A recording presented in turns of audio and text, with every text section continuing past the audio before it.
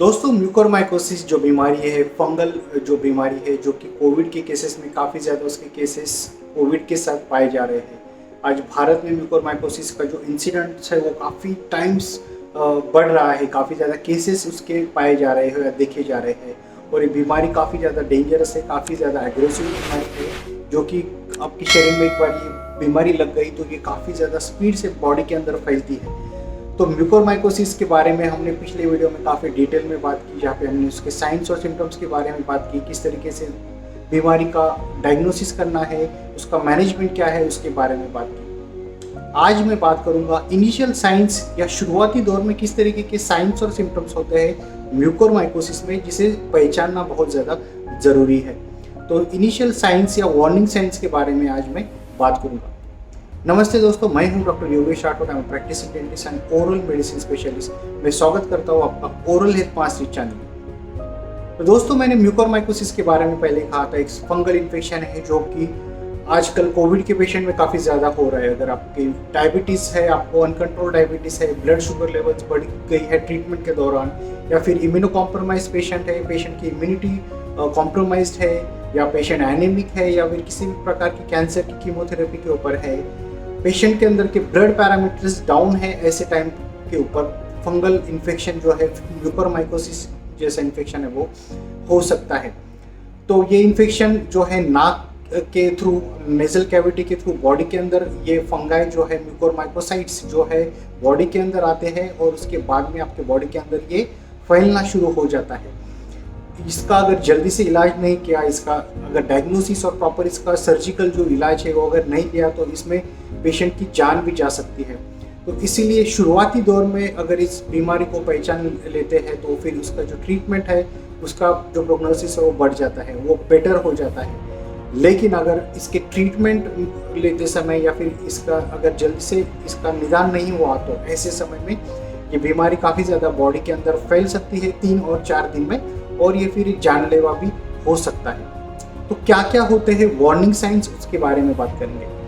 तो एक चीज़ समझना ज़रूरी है, ये जो इन्फेक्शन है ये नाक के थ्रू, आपके नाक नेजल कैविटी या नाक के थ्रू बॉडी के अंदर जाता है। तो अगर शुरुआती दौर में अगर नाक के अंदर ऐसे लग रहा है कि कुछ स्टिफनेस है, नाक बंद हो रही है, या फिर किसी प्रकार का जो बदबू है वो नाक के अंदर आ रही है, किसी प्रकार का डिस्चार्ज हो रहा है, नाक के अंदर से काला पानी बाहर आ रहा है, या किसी भी प्रकार का पानी अगर आप नाक के अंदर से आ रहा है, तो ये एक वार्निंग साइन हो सकता है शुरुआती दौर में, जो कि म्यूकोरमाइकोसिस का एक साइन हो सकता है।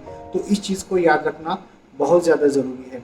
हमेशा याद रखना है दोस्तों, जो स्टेज 1 है ऑफ म्यूकोरमाइकोसिस, जहाँ पे नेजल कैविटी या नाक के अंदर का जो चमड़ी है उसके अंदर इसके इफेक्ट्स दिखे जाते हैं, जिसमें नाक बंद होना या किसी प्रकार की जो ड्रेन है वो नाक के अंदर से जो ड्रेनेज है वो दिख सकता है। उसके बाद में अगर आपकी आंखों के आसपास की जो पलकें हैं उसके आसपास अगर सूजन आ रही है, या फिर आंखों के आसपास अगर सूजन आ रही है, या फिर वहाँ पे किसी प्रकार का दर्द है, तो ये भी जुड़ा हो सकता है म्यूकोरमाइकोसाइट्स के साथ।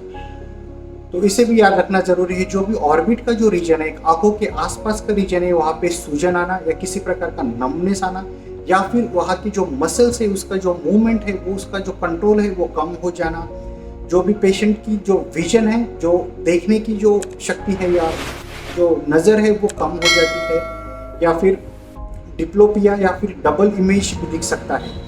तो ये भी शुरुआती दौर में पाया जा सकता है। आगे चल के अगर ये इन्फेक्शन साइनसेस के अंदर बढ़ा तो फिर ऐसे समय पे जो भी साइनस है फेशियल रीजन के ऊपर, जो हमारा जो मैक्सिलरी साइनस है उस रीजन में भी दर्द हो सकता है, वहाँ पे सूजन आ सकती है। तो ये सारी साइंस और सिम्टम्स शुरुआती दौर में देखे जा सकते हैं। साइनसेस का इन्वॉल्व होना, या ऑर्बिट का इन्वॉल्व होना, या फिर नेजल कैविटी का इन्वॉल्व होना, ये शुरुआती दौर में देखा जाता है। इसमें फीवर आ सकता है, बुखार रह सकता है, या फिर हेडेक, जहाँ पे सिर दर्द, कुछ देर जो सिर दर्द है वो भी पाया जा सकता है। तो ये सारे इनिशियल साइंस और सिम्टम्स है जो कि म्यूकोरमाइकोसिस के साथ जुड़े होते हैं। दोस्तों, आंखों के आसपास सूजन आना, या फिर आंखों के आसपास की जो मसल्स है जो कि आंखों को बंद करने के लिए, पलकों को बंद करने के लिए जिनका काम होता है, वो पैरालाइज हो जाती हैं, तो आंखें हम खोल नहीं पाते, ये भी हो सकता है।